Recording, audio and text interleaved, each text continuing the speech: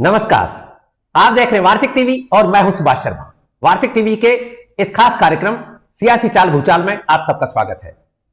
राजनीति को समर्पित वार्तिक टीवी का यह विशेष प्रयास है, विशेष एंटरप्राइज है, जिसमें हम हमारी अर्थनीति को, अर्थशास्त्र को और राजनीति को डिस्कस करते हैं। क्योंकि राजनीति हमारे लिए बहुत ज्यादा इंपॉर्टेंट है, ऐसे में जबकि सब कुछ लोकतंत्र में हमारे द्वारा ही डिसाइड होता है और हमारे लिए डिसाइड होता है। इसमें कोई तीसरी ताकत नहीं है। हम ही चुनते हैं उन लोगों को जो हमारे लिए फैसले लेते हैं।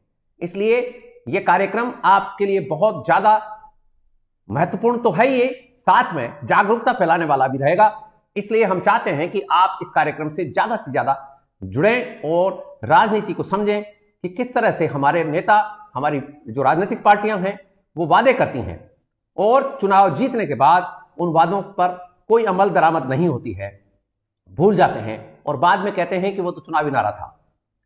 ऐसे ही आज तक 75 सालों में हमने देखा है कि जैसे आजाद हुआ देश, हमारा देश की आजादी के तत्काल बाद से हमें नारे दिए गए कि अब हम आजाद हैं, हमारी खुद की सरकार है। लेकिन क्या कुछ बदला है? किस तरह की राजनीति हमने ली है, अडॉप्ट की है? किस तरह से हमने नए जो एक लोक लुभावन तरीके से भुलावा देने वाली जो राजनीति है वो शुरू कर चुके हैं? और 75 साल में हम इस यात्रा पर कहां तक पहुंचे हैं, ये हमारे लिए जानना बहुत जरूरी है और आगे भी जानना जरूरी रहेगा। कई बार ऐसा सुनने में आता है कि हमारा वोटर बहुत तेज है, हमारा वोटर बहुत ज्यादा समझदार है, लेकिन जिस तरह की सरकारें हमने देखी हैं उसमें ऐसा नजर नहीं आता है। इसलिए ये जरूरी हो गया है कि राजनीति में एक आत्म जागरण की जरूरत है। आप स्वयं समझें कि किस तरह की राजनीति हमारे इर्द गिर्द चल रही है और हमें किस तरह की राजनीति चाहिए। तो चलिए करते हैं प्रोग्राम की शुरुआत। और जैसा कि आप जानते हैं, इस प्रोग्राम में हमारे साथ होते हैं प्रोग्राम के सूत्रधार, पूर्व मंत्री, राजनीति में लंबा चौड़ा अनुभव रखने वाले और राजनीति के चाणक्य, मशहूर रणनीतिकार चंद्रराज्य सिंह भी। चंद्रराज्य सिंह भी का हम स्वागत करते हैं प्रोग्राम में। सिंह भी साहब, स्वागत है, नमस्कार। नमस्कार सुभाष जी, नमस्कार। तो अब हम कार्यक्रम की शुरुआत, वैसे तो आप कार्यक्रम के सूत्रधार हैं, लेकिन एक आध जो मुद्दे हैं वो आपके सामने रखते हैं और फिर प्रोग्राम में आगे बढ़ते हैं। अभी हाल ही में पाकिस्तान में जो राजनीतिक और संवैधानिक संकट चल रहा है, इसके बीच में वहां प्रधानमंत्री की मौजूदगी के बावजूद, यानी कि प्रधानमंत्री उस वक्त वहां मौजूद थे, यानी कि वो सरकार से इस्तीफा देने की और कोई बात नहीं आई थी, संसद भंग नहीं हुई थी। इसके बावजूद वहां आर्मी के जो चीफ हैं जनरल कमर जावेद बाजवा, उन्होंने कश्मीर का राग एक बार वापस से छिड़ा है और ये कहा कि कश्मीर के ऊपर बातचीत होनी चाहिए, भारत के साथ बातचीत के लिए तैयार है वो। सेना की तरफ से ये प्रस्ताव आना, तो आपको क्या लगता है कि ये जो कश्मीर की समस्या है, 75 साल से हमारे सिर के ऊपर खड़ी हुई है, आपको इसके क्या हल नजर आते हैं? और पाकिस्तान के जनरल का यह कहना कि उसमें वो बातचीत के लिए तैयार हैं, तो क्या किस तरह की समस्या है और इसका क्या स्थायी निदान आप देख पाते हैं, किस तरह का समाधान आप देख पाते हैं, वो आप जरा पहले हमें बताइए। पहले तो कश्मीर समस्या का समाधान ढूंढने के लिए हमें हिंदुस्तान के एक सरदार पटेल की आवश्यकता है। कश्मीर समस्या को केवल सरदार पटेल ने समझा, न तो गांधी समझ पाए, न नेहरू समझ पाए, न और कोई समझ पाया। सरदार पटेल की भाषा, उनके दिमाग, उनके विचार, उनके कैलकुलेशन, उनकी गणित और उनकी मैथमेटिक्स पर अगर हम कश्मीर समस्या का समाधान ढूंढे तो शायद समाधान मिल सकता है। और हाँ, बाजवा ने तो, बाजवा का तो कहना ठीक है, कश्मीर एक बहुत बड़ा कैंसर है फॉर पाकिस्तान। इसलिए पाकिस्तान को कश्मीर के थर्ड स्टेज की चिंता रहती है, वो तो गलत नहीं है, उनकी चिंता वो भुगते हैं। अब आपने मुझसे पूछा समस्या का समाधान कैसे हो। 75 बरस तक हिंदुस्तान में कितनी सरकारें आई, कितने नेता आए, श्यामा प्रसाद मुखर्जी मारे गए, पटेल रहे नहीं, किसी ने भी समस्या के समाधान की ओर ध्यान नहीं दिया। आजकल एक नया राग रहे, मोदी जी भी बोल रहे हैं कि हम कश्मीरी ब्राह्मणों को बसा देंगे कश्मीर में, यानी 1 करोड़ भेड़ियों के बीच में 3.5 बकरियां बांध दोगे आप। Is it A solution?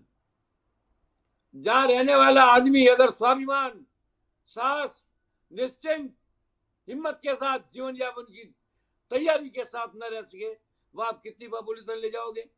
1 crore बनाम 2.5 लाख, इस तो समस्या का समाधान नहीं है।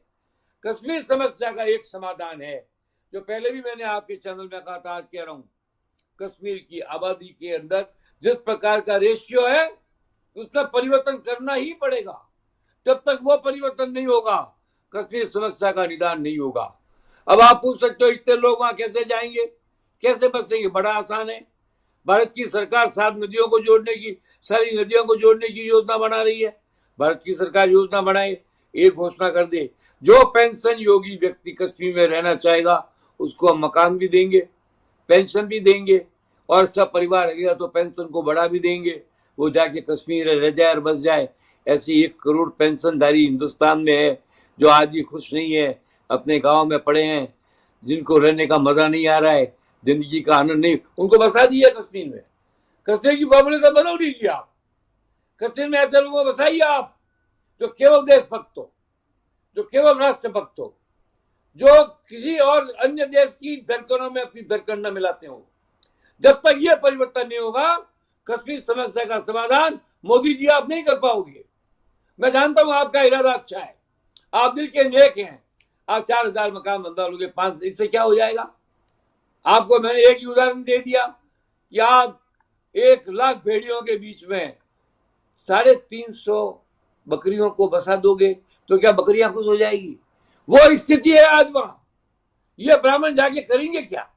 फिर लौटा दिए जाएंगे। पहले बेइज्जती करके निकाले गए थे, फिर निकाल दिए जाएंगे। इनकी सुरक्षा क्या है? इनकी सुरक्षा का एकमात्र आपकी आर्मी नहीं है, आपकी पुलिस नहीं है, आपकी मिलिट्री नहीं है। इनकी समस्या का एक समाधान है, इनकी ही संख्या बढ़ जाए 1 लाख। वो 1 लाख आदमी है तो आप भी कम से कम 50,000 तो बसाइए, एक शहर बसाइए ना। श्रीनगर की तुलना में श्रीमान नगर बसाइए, 10 लाख की आबादी रखिए, लोगों को जाके रहने दीजिए। जो इनकी संख्या बराबर की होगी तो झगड़े खत्म हो जाएंगे। पहले सिकंदराबाद और जूनागढ़ में इस प्रकार की समस्याएं थी। धीरे धीरे आजादी परिवर्तन हुआ, आबादी परिवर्तन हुआ, आबादी का रेशियो बदला। आज सिकंदराबाद में वो प्रॉब्लम नहीं है, आज जूनागढ़ में भी वो प्रॉब्लम नहीं है। समस्याएं बदल जाती है, लेकिन जब एक ही वर्ग विशेष का पूर्ण बहुमत होगा और वो भी उसकी धड़कनों के अंदर केवल भारत का राग नहीं होगा तो इस समस्या का समाधान नहीं होगा। मैं तो मोदी जी आपसे रिक्वेस्ट करना चाहता हूं कि इस समस्या का समाधान करने के लिए किसी कड़वे आदमी को जिम्मेदारी डालिए। ये बहुत छोटा काम है, 10-10 लाख के रेडीमेड मकान बना करके भेज दीजिए, 5-4 शहर बसा दीजिए, प्रॉब्लम हल हो जाएगी। जब मुझे ये मालूम पड़ेगा कि मेरे विरोधियों की तादाद भी मेरे बराबर है तो मैं लड़ाई बंद कर दूंगा। लड़ाई बंद करने का तरीका ये थोड़ी है कि मुट्ठी भर आदमियों को आप इतने महान जनसंख्या के सामने खड़ा कर दो और उसके बाद में जब उनके लिए आप पक्ष में बोलो तो यूएनओ में आवाज चली जाए, पाकिस्तान चिल्लाने लग जाए, वाद चिल्लाने लग जाए। क्यों बात है? क्या मानते हो कश्मीर में? तुम कश्मीर को तुम लोगों ने कैंसर मान लिया है तो मानो, 3rd स्टेज नहीं 4th आएगी। तुम्हें कश्मीर नहीं मिलने वाला वाजवा, कश्मीर को देखना मत, ये हिंदुस्तानी आंख निकाल लेंगे। अगर केवल कश्मीर को हिंदुस्तान मान लिया जाए तो मैं आपके हिम्मत की दाद दे सकता हूं, पर ऐसा तो नहीं है। हिंदुस्तान तो हिंदुस्तान है, हिंदुस्तान तो हिमालय लेकर के हिंद महासागर के बीच का देश है। हिंदुस्तान तो बाड़मेर से लेकर कलकत्ता वर्धमान तक का देश है। इस देश को इस तरह कमजोर मत करना। अब रहा सवाल हमारा, मैं तो आज भी कहता हूं भारत सरकार को योजना बनानी चाहिए, अधिक से अधिक पेंशनधारी तगड़े और मजबूत लोगों को वहां ले जाके बसाना चाहिए। वहां की आबादी में परिवर्तन का रेशियो आए बिना कोई समस्या का समाधान नहीं होगा। आप कितनी योजनाएं कर लो, कितनी दौलत दे दो, कितना ही धन दे दो, कितने सहयोग दे दो, कितना ही विकास कर लो, विकास सब कहने की बातें हैं। जब झगड़ा होता है तो जो बड़ा वर्ग होता है उसको छोटे वर्ग के सामने बड़ा वर्ग की ताकत में छोटे वर्ग को लाना पड़ता है, तब जाके समस्या का समाधान होता है। मैं तो आज आपसे ये कहना चाहता हूँ आपके चैनल के माध्यम से कि कश्मीर समस्या का निदान तभी होगा जब वहां पर बड़ी संख्या के अंदर ऐसे लोगों को बसाया जाएगा जिससे वर्ग संघर्ष की स्थिति न बनकर वर्ग मित्रता का दबाव बन जाए, वर्ग एकता का दबाव बन जाए। इसके लिए वहां पर देशभक्तों को बसाना पड़ेगा, राष्ट्रभक्तों को बसाना पड़ेगा। ये जो आपने बात उठाई है, ये बात आप बिल्कुल क्या करें, पेंशन तो खा रहे हैं, सही कह रहे हैं आप। क्या फर्क पड़ जाएगा उनके? ये थोड़ी पेंशन ये बात आपकी सही है और इसके ऐतिहासिक हमारे पास प्रमाण भी हैं कि किसी जगह पर यदि कोई विरोध हो जाता है तो वहां शहर नया बस सकता है, बसाया गया है। चाहे वो जयपुर का उदाहरण भी ले सकते हैं आप, और चाहे हमारे यहां तो पुराणों में जो दर्ज है कि भगवान श्री कृष्ण ने भी जब मथुरा में माहौल खराब था तो द्वारिका बसाई, और सुरक्षित करने के लिए, अपने लोगों को सुरक्षित करने के लिए। चाहे आप मुगलों के समय ले लीजिए, उन्होंने भी नए नए शहर बसाए, क्योंकि आसपास में जब विरोध ज्यादा था तो शहरों में उन्होंने अपनी पॉपुलेशन लाके डाली, और बाद में अंग्रेजों ने भी अपने नाम पर शहर बसाए हैं। वो इसीलिए कि उनकी सत्ता को कहीं ना कहीं कोई चैलेंज था, तो उन्होंने भी नए शहर बसाए। ये रणनीति का एक हिस्सा रहता है। इस रणनीति के ऊपर आपने जो भारत सरकार का ध्यान आकृष्ट किया है वो वाकई बहुत जबरदस्त तरीके से आपने बात उठाई है। और एक श्रीनगर के समानांतर श्रीमान नगर यदि बसा दिया जाए और हमारे वहां लोग जो जाकर बस जाएं तो एक डेमोग्राफिक संतुलन की स्थिति आ जाती है, बैलेंस की स्थिति आ जाती है। ये आपने बहुत सही बात उठाई है। तो इस बारे में की बात हम की है, हमने वहां के अल्पसंख्यकों को बहुसंख्यक बनाने की बात की है। हमें उनके अल्पसंख्यकों के अधिकार को हमने नहीं छेड़ा है, वो रहे, आराम से रहे, लेकिन सामने वाले को परेशान करे इतनी ताकत उनके पास ना हो, इतनी ताकत उनके पास भी आ जाए जिनको वो मर्दित करना चाहते हैं, जिनको वो पीड़ित करना चाहते हैं, जिनको वो लूट खसोट करना चाहते हैं, वो नहीं चलना चाहिए और नहीं चलना चाहिए। मोदी जी, आप जैसे मजबूत आदमी के रहते हुए इस समस्या का समाधान नहीं हुआ तो आगे भी 200 वर्ष तक समस्या का समाधान नहीं होगा। ये कश्मीर भारत की छाती पर मुंह डलता रहेगा। इसका एकमात्र इलाज ये जो मैंने आपसे कहा है, आबादी का प्रतिशत बदलिए, इतना बदलिए, इतना मत बदलिए कि वहां का अल्पसंख्यक बहुसंख्यक हो जाए, पर इतना तो बदल ही दीजिए कि वहां का अल्पसंख्यक स्वाभिमानी हो जाए, सुरक्षित हो जाए, अपने आप में रहने लगे, अपने जीवन को जीने की ताकत रखते वाले हो, वैसे मुक्त हो जाए, वैसे पीड़ित न रहे। यही तो हमारा सुझाव है, हमने कोई गलत सुझाव नहीं दिया है। आप जी बिल्कुल ठीक कहा आपने। ये जो अल्पसंख्यक का और बहुसंख्यक का जो गणित है ये भी बड़ी हास्यास्पद चीज है। कश्मीर में हिंदू अल्पसंख्यक है, लेकिन उनको अल्पसंख्यक का दर्जा हासिल नहीं है, उनको कोई लाभ नहीं मिल रहा है। नॉर्थ ईस्ट में हिंदू अल्पसंख्यक है, लेकिन वहां पर भी अल्पसंख्यक के नाम पर क्रिश्चियनिटी को, और जम्मू कश्मीर में अल्पसंख्यक जो कि बहुसंख्यक है मुसलमान, उनको लाभ मिलता है। ये अभी सुप्रीम कोर्ट के पास में भी मामला चल रहा है। और भारत की बात है। हाँ, सुभाष जी, आज कोई आदमी अगर हिंदू अल्पसंख्यक की रक्षा की बात करेगा तो कह देंगे तो आरएसएस का आदमी है, ये तो भाजपा का। अरे आप सोचो, इंसानियत पर आओ ना। रियलिटी, हमें क्या मतलब है आरएसएस से, हमें क्या मतलब है भाजपा से? हमें मतलब ये है कि एक वर्ग जो बहुत कमजोर हो गया है उसमें इतनी ताकत फूंक दो कि वो बहुसंख्यक वर्ग के सामने स्वाभिमान से जिंदा रह सके। ये मेरी मांग, कोई पार्टी की मांग नहीं, कोई भाजपा का अर्थ नहीं, कोई आरएसएस का अर्थ नहीं। मैं एक राष्ट्रवादी हिंदू हूं, राष्ट्रवादी भारतवासी हूं, उसकी ये मांग है। अब मोदी जी के जैसे तो करें, नहीं तो नहीं भी करें। मोदी जी पर दबाव तो किसी का चलता नहीं है, पर सुझाव तो हम दे ही सकते हैं। सुझाव देने के लिए बुद्धि की तीव्रता होनी चाहिए, सुझाव देने के लिए बुद्धि की तीव्रता के साथ विचारों की पवित्रता भी होनी चाहिए। मैं एक साधारण नागरिक हूं भारत का, उस नाते कहता हूं कि मैंने सुझाव दिया है, मेरे सुझाव पर गौर किया जाए। Very good, fantastic. आपने अपनी बात को अच्छे से रखा है और ये बात सच है। और हमारे देशवासियों को भी ये सोचना चाहिए कि इन दिनों एक नया फैशन चल पड़ा है। यदि हम किसी भी हमारे धार्मिक पहचान की बात करते हैं, यदि हमारी धार्मिक पौराणिक मान्यता की बात करते हैं, यदि भारतीय सांस्कृतिक परंपरा की बात करते हैं, तो हमारे ऊपर एक चस्पा फटाक से मर दिया जाता है कि ये भारतीय जनता पार्टी का आदमी है या आरएसएस का आदमी है। जबकि क्या इस देश में रहने वाला जो हिंदू है, जो परंपरागत रूप से अपने देवी देवताओं की पूजा करता है, अपने धार्मिक उत्सवों को मनाता है, पर्वों को मनाता है, क्या ये उसके लिए एक अभिशाप बन चुका है, या कि वो कोई पार्टी लाइन से बनना उसका जरूरी हो गया है? ये एक नया ट्रेंड चल पड़ा है और ये इस तरह की जो राजनीति देश में चल पड़ी है ये खतरनाक है। कहीं पर भी कोई हिंदुओं की शोभा यात्रा निकलती है, कहीं पर भी कोई हिंदू सिंबलिज्म की बात की जाती है, तो उसमें एक चस्पा ठप्पा एक सेकंड में आता है कि ये हिंदू है और ये आरएसएस का आदमी है और ये भारतीय जनता पार्टी का आदमी है। ये इस तरह की गणित राजनीति में 75 सालों में किस तरह का परिवर्तन हुआ है। और 75 साल पहले जो हमारे देश की, हमारी संस्कृति की, हमारी सांस्कृतिक धरोहर की बात करके देश को आजादी दिलाई गई। आजादी का मुख्य उद्देश्य यही था कि हम भारतीय हैं, भारतीय संस्कृति की पुनर्स्थापना करेंगे, हमारी खुद की जनता का, यानी हमारे इस हिंदुस्तान के लोगों का राज होगा जो कि हिंदू थे। लेकिन आज यदि हिंदू की बात की जाती है तो गाली समझी जाती है, अभिशाप माना जाता है, उसको कोसा जाता है। उसको किस तरह की विडंबना है। इन 75 सालों में हम कहां आ गए हैं, ये देखने की बात है। और राजनीतिक पार्टियों को भी राजनीतिक कार्यकर्ताओं को भी ये सोचना चाहिए कि किस तरह की राजनीति खेलने लग गए हैं। अब हम आगे बढ़ते हैं और बात जब चली पड़ी है भारतीय जनता पार्टी की और आरएसएस की, तो हम चंद्रराज जी से एक बात जरूर पूछना चाहेंगे कि भारतीय जनता पार्टी ने कल अपनी यात्रा का, यानी सफलतम यात्रा का 42वां साल पूरा किया है। आपको क्या लगता है कि ये अभूतपूर्व सफलता जो पार्टी को मिली है, भारतीय जनता पार्टी को 42 सालों में, क्या आधार मानते हैं इसका आप? आधार सीधा है, देश देश और देश।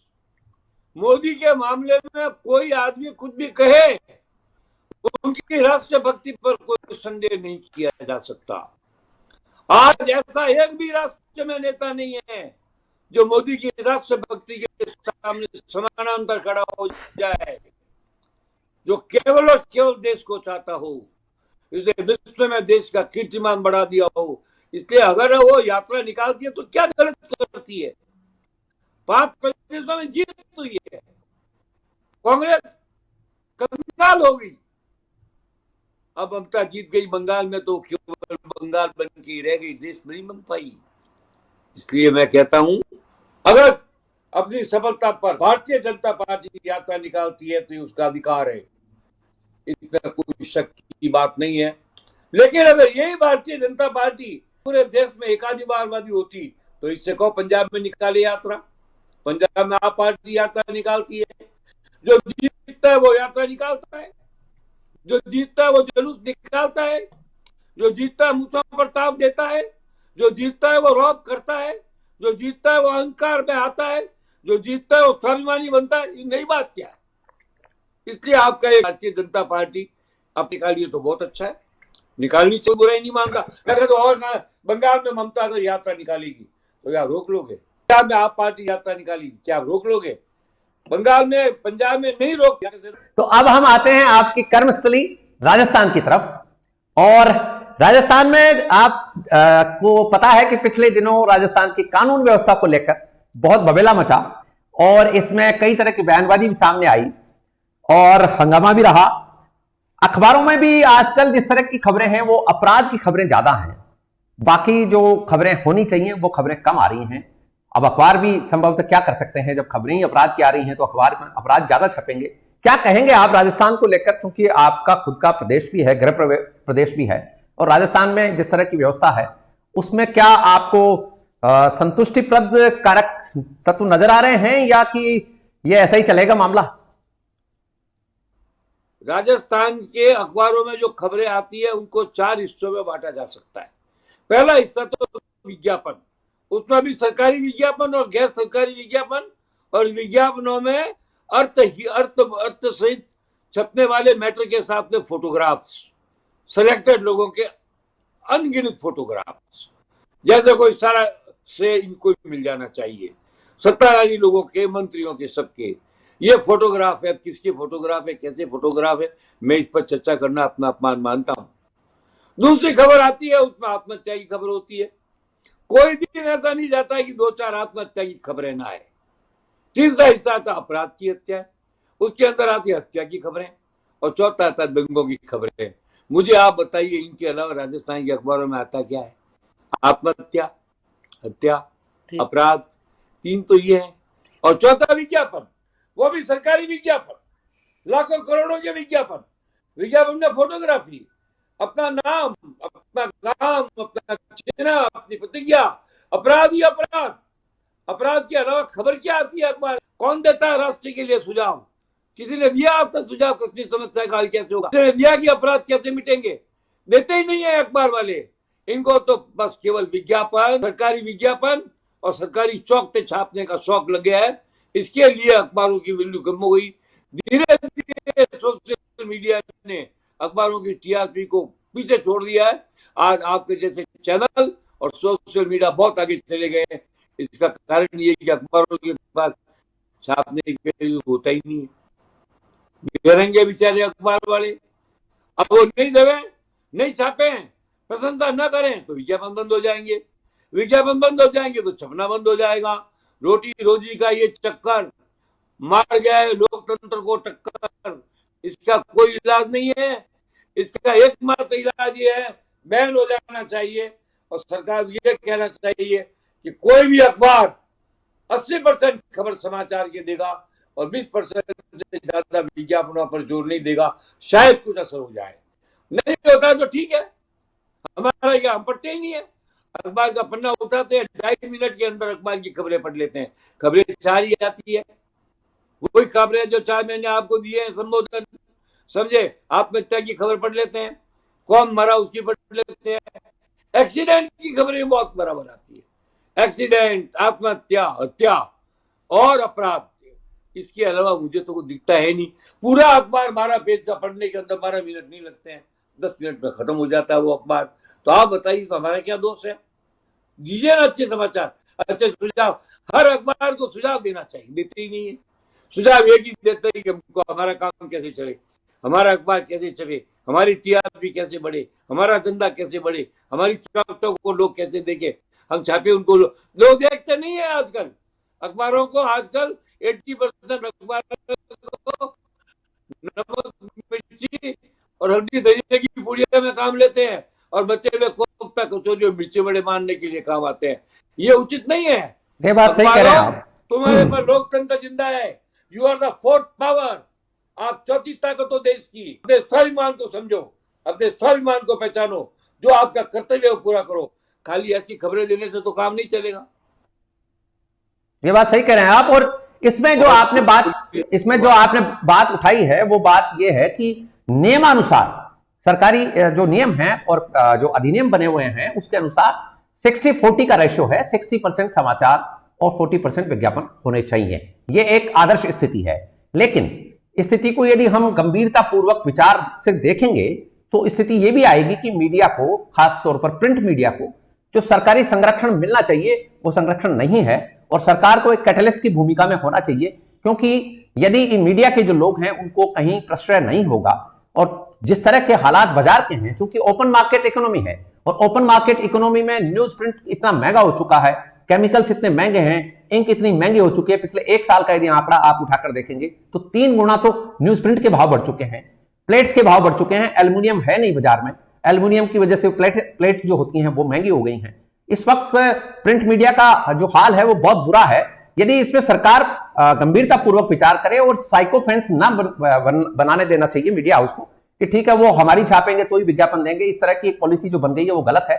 इसमें यदि निष्पक्षता पूर्वक विज्ञापन का बंटवारा हो, और साथ ही यह भी देखा जाए कि अखबारों को जो पुराने समय में, देश की आजादी के समय तक एक सब्सिडाइज न्यूज प्रिंट की सप्लाई होती थी, सब्सिडाइज मैनर में चीजें मिला करती थी अखबारों को, वो अब बंद हो चुका है। जब से ओपन मार्केट इकोनॉमी आई है और देश में आर्थिक सुधार आए हैं, तब से अखबार वाले भी परेशान हैं। और यदि सरकार इंडस्ट्री की तरफ इतना ध्यान देती है, इन्वेस्टमेंट की तरफ इतना ध्यान देना चाहती है, तो अखबारों में भी जो बड़ी बड़ी प्रिंटिंग यूनिट्स लगती हैं वहां पर भी रोजगार मिलता है लोगों को, वो भी एक कारखाना है और वो भी एक इन्वेस्टमेंट का ही मामला है, वो भी एक फैक्ट्री अधिनियम के तहत ही काम करता है। ऐसे में रोजगार देने वाले जो अखबारों की यूनिट्स हैं वो भी देश की विकास की गाथा में अपना योगदान कर रहे हैं। ऐसे में सरकार को अपनी योजनाओं को, खासतौर पर केंद्र सरकार को इस मामले में ध्यान देना चाहिए, क्योंकि राज्य सरकारों के पास में कोई बहुत स्थितियां नहीं होती हैं। और क्या आप कुछ कहना चाह रहे हैं? जी, अखबारों के बारे में, अखबारों को मदद करना, प्रिंट मीडिया की सहायता करना, क्योंकि अगर 12 पेज तो 12 पेज ही छपेंगे। मैटर के बारे में बोल रहे हैं, हमने कभी नहीं कहा कि प्रिंट मीडिया को सरकार मदद न करे, अवश्य करे। प्रिंट मीडिया की समस्याओं का समाधान करे, उसमें काम करने वाले पत्रकारों का जीवन सुरक्षित करे, उन अखबारों का महत्व बढ़े, प्रिंट मीडिया छपे। उससे क्या होता है, पेज तो वही है, लेफ्ट और राइट का मामला है, क्या छापते हो क्या नहीं छापते हो उसका मामला है। हमने नहीं कहा क्या आप एक अखबार में अच्छी बात छपोगे तो लोग पढ़ना बंद कर देंगे, ये तो लोगों की मजाक हो जाएगी। अखबार की बात लिखिए, अपराध की बात भी लिखिए, एक्सीडेंट की खबर दीजिए, मगर उसका एक सीमा तो होगी। अब कुछ मिलता ही नहीं है, पूरे अखबार में ढूंढ लेते 4 ही विषय मिलते हैं, एक्सीडेंट, अपराध, मर्डर, दंगे, झगड़े, विवाद। ये बात सही कह रहे हैं आप। और ये भी देखने वाली बात है, जनता को भी इस बारे में सोचना चाहिए, वोटर्स को भी इस बारे में ध्यान लगाना चाहिए कि 364 दिन नेताजी की अच्छी अच्छी बातें छपती हैं, और एक दिन कोई अखबार यदि कोई क्रिटिकल स्टोरी दे देता है तो उसके प्रति दुश्मनी बांध ली जाती है। हमारे राजनेताओं में सहनशीलता नहीं बची है, हमारे राजनेता डेमोक्रेसी में बिलीव नहीं करते हैं, वो सामंत हो चुके हैं एक तरह के पुराने अंग्रेजों के टाइम के। और जैसे अंग्रेज को बुरा अखरता था, ऐसे इन लोगों को भी, ये जो नए अंग्रेज हैं इनको भी अखर रहा है। इसके ऊपर बहुत गंभीरता से जनता को ध्यान देना चाहिए कि हम किस तरह के नेताओं को चुन रहे हैं। वो नेता इतने ज्यादा अहंकारी हैं, घमंडी हैं कि वो बदला लेते हैं। उन प्रकाशन समूहों को बंद करा दिया जाता है, उनकी रीढ़ की हड्डी तोड़ दी जाती है, उनके सारे विज्ञापन बंद कर दिए जाते हैं, उनके कर्मचारी भागने पर मजबूर हो जाते हैं। ऐसे ऐसे उदाहरण हमारे सामने हैं पिछले 50 साल में। और जिस तरह की राजनीति हमने देखी है, जिस तरह के नेताओं को हमने आगे भेजा है, उन नेताओं ने जिस तरह के काम किए हैं, कारनामे किए हैं, उन सबको भी जनता को ध्यान रखना चाहिए। लेकिन जनता भी संभवतः सुबह का शाम और शाम का सुबह में ही लगी रहती है, उसको भी ज्यादा परवाह है नहीं। तो आगे बढ़ते हैं और अब हम आपसे एक चीज और जानना चाह रहे हैं, क्योंकि राजस्थान की बात चल रही है। तो राजस्थान की जो मौजूदा जो स्थिति है उसमें घोषणाएं बहुत हो रही हैं विकास की। यदि हम समाचारों को देखें, होर्डिंग्स को देखें, सरकारी प्रचार तंत्र को देखें, तो लगता है कि राजस्थान में विकास की बयार बह रही है। लेकिन स्थितियां दूसरी तरफ ये भी दिख रही हैं कि जो सरकार का ये भी कहना है कि भुगतान नहीं है, पेमेंट नहीं है। सरकार कहती है कि हमारे पास पैसा नहीं है। तो क्या स्थिति लग रही है आपको अभी भुगतान की, और ये जो संतुलन की बात है, सरकार इतना विकास का जो काम करना चाहती है, तो क्या इनके पास पैसे हैं इतने, या कि ये कहने घोषणा करने में पैसा लगता नहीं है, घोषणा को क्रियान्वित करने में पैसा लगता है। घोषणा तो लोकप्रियता का जन्म देती है, घोषणा करना चाहिए, भावना बताइए ना। कुछ अच्छे काम होते हैं, उस घोषणाओं को लोग लाइक करते। अभी एक खबर आई थी कि एसएमएस कॉलेज के मेडिकल कॉलेज के पीछे की ओर 185 करोड़ के अंदर एक शानदार योजना बनाई जा रही है, तो लोगों ने अप्रिशिएट नहीं किया। हमने कहा वेरी गुड स्टेप। हमने कहा सुधीर भंडारी के प्रयासों की मैं प्रशंसा करता हूँ, उसने कोरोना में यहाँ जो काम किया मैं उसकी प्रशंसा करता हूँ। तो घोषणा अच्छी है, लोग लाइक करेंगे, पर घोषणा डपोर संघ की तरह घोषणाएं हो गई कि मांगा 1 के दूंगा 2, मांगा 2 के दूंगा 4 और लेना देना नील, तो उन घोषणाओं की वैल्यू नहीं है। मैं तो कहता हूँ सरकार कम घोषणा करे, मगर जो घोषणा करे उसे पूरा करे, उसे क्रियान्वित में डाल दे। कभी कहते हैं कि अमुक जगह ये हो जाएगा, हम ये अब ये मुफ्त बांटने की परंपरा चल गई है, बिजली फ्री, पानी फ्री, सब कुछ फ्री, तो देश का क्या होगा, प्रदेश का भी क्या होगा, कहां से आएगा पैसा। इसलिए घोषणा वो होनी चाहिए जिसको क्रियान्वित किया जाए। अन्यथा एक और कानून बन जाना चाहिए कि जो सरकार घोषणा करेगी और पूरा नहीं करेगी, उस सरकार के मंत्रियों पर आपराधिक मामला चलाया जाएगा, धोखाधड़ी और 420 और चीटिंग का केस चलाया जाएगा। तब शायद झूठी घोषणाएं होना बंद हो जाएगी। सराफत से तो झूठी घोषणाएं बंद होगी नहीं, ये आज से नहीं चल रही, वर्षों से चल रही है, हर सरकार चलाती है।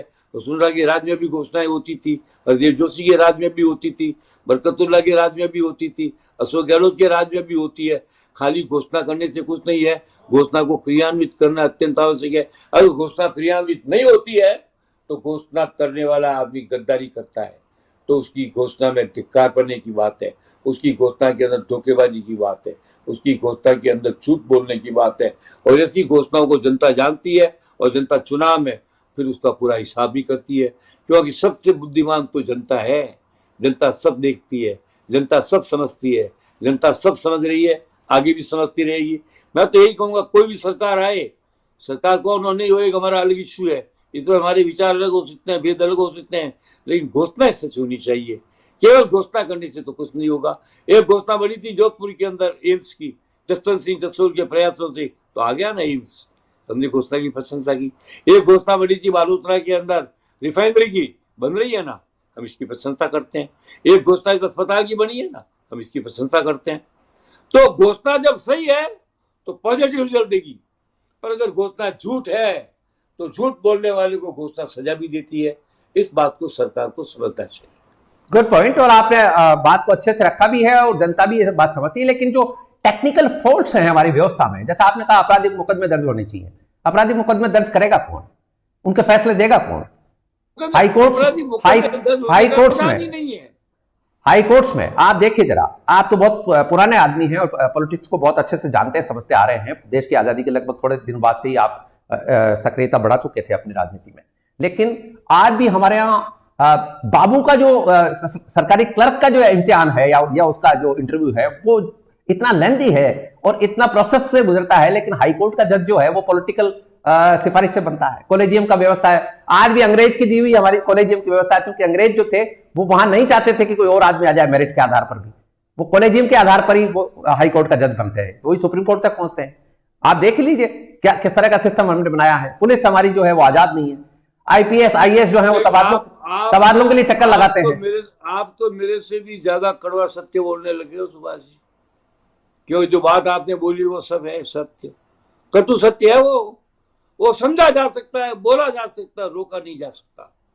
इसलिए इसको रोकने का तरीका मेरे पास और आपके पास नहीं है। ये तो संविधान भारत की संसद के पास है। मैंने केवल इतना ही तो कहा है आपसे कि वो घोषणा की जाए पूरी न करने वाले पर सजा होनी चाहिए। बिकॉज आप चीट कर लो पब्लिक को, आप पब्लिक को कहते हो मैं ये काम करूंगा, तो नहीं करते हो, तो ये क्या घोषणा नहीं है? क्या ये धोखाधड़ी नहीं है? असल में होता यही है कि जो आप कानून बनाइए, संसद बनाए कानून की, जो भी राजनीतिक पार्टी घोषणा पत्र की घोषणा पूरा नहीं करेगी उसको अगली बार चुनाव के अंदर वैधानिकता का दर्जा नहीं दिया जाएगा, तब ये झूठ बोलना बंद हो जाएगा। पर ऐसा होता नहीं है।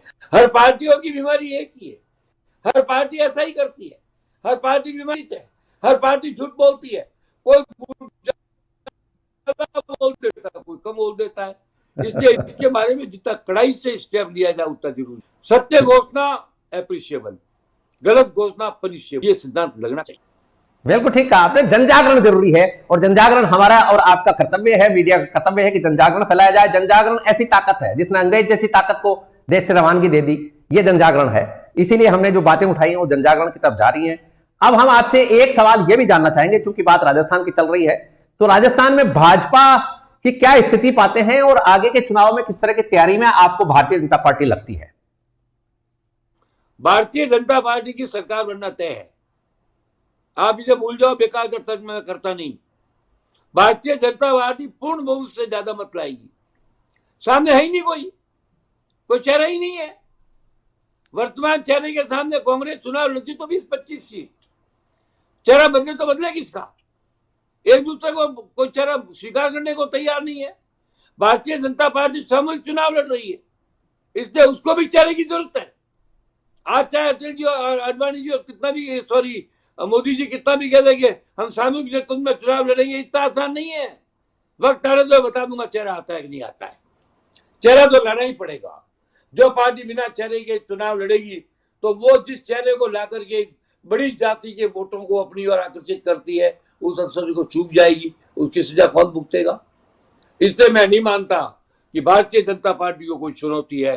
भारतीय जनता पार्टी का एक चेहरा है राष्ट्रीय स्वयं संघ, ये बहुत बड़ा चेहरा है, ये बड़ा ताकतवर चेहरा है, ये बड़ा प्रभावशाली चेहरा है, ये करोड़ों की संख्या में फैला हुआ है। इसलिए इस चेहरे के रहते हुए भारतीय जनता पार्टी तो फिर भी चेहराविहीन चुनाव की बात कर सकती है, पर और कोई पार्टी ऐसा करेगी तो उसका नामो निशान मिट जाएगा। अब यह आप पार्टी आना चाहती है, वो तो पंचर वाले को टिकट दे सकती है, और राजस्थान के अंदर मैं आपसे कह रहा हूं, आप पार्टी से कहीं ज्यादा निर्दलीय विधायकों की संख्या होगी। निर्दलीय विधायक आज भी चाहते हैं तो सरकार बनती है।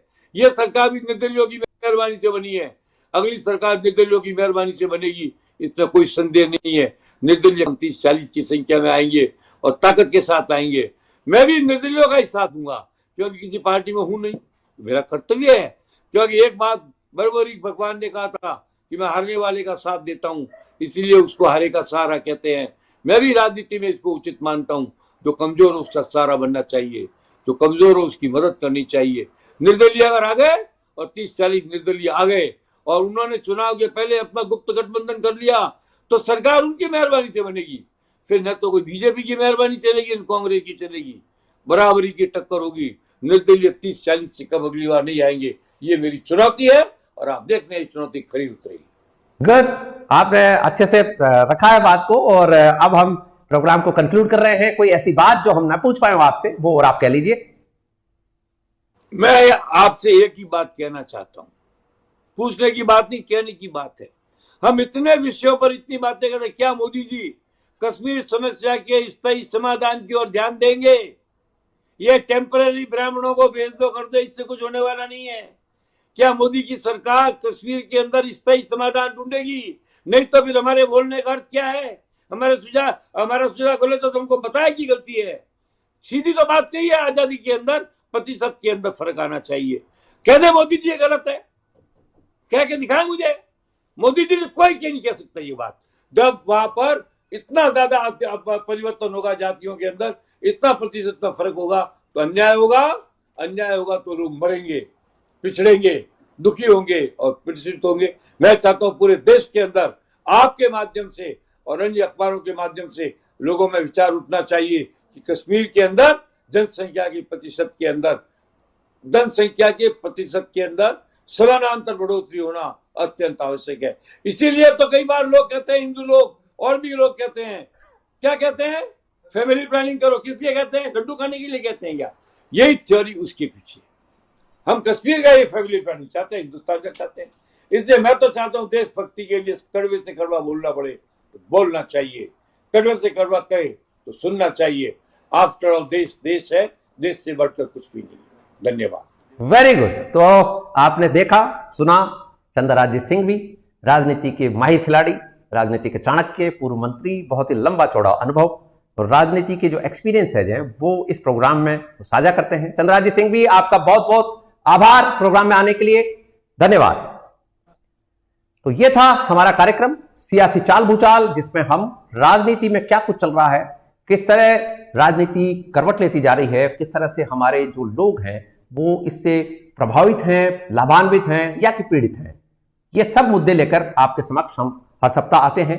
आपने हमें ज्वाइन किया, इसके लिए आपका बहुत बहुत आभार, धन्यवाद। I wish you good luck, success and happiness. Thank you so much.